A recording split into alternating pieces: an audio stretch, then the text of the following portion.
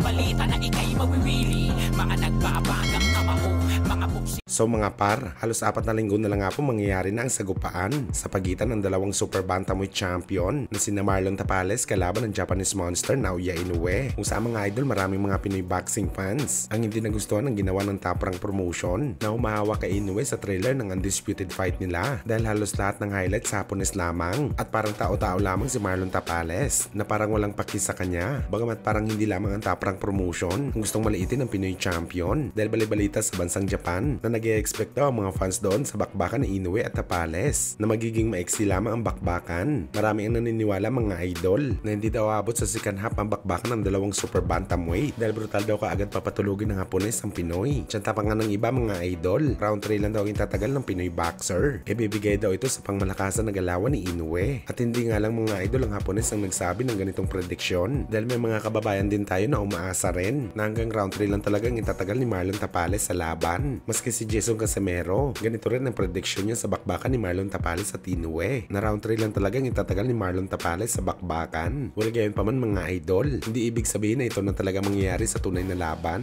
Malalaman talaga natin yan mga idol sa oras ng laban ng dalawang boxer. Style make fights pa rin ang bakbakan. At isa pa mga idol, kita naman natin ang matinding determinasyon ni Marlon Tapales sa training para i-upset ang tinaguri ang Japanese monster. Kaya abangan na lang natin ang resulta ng bakbakan mga idol.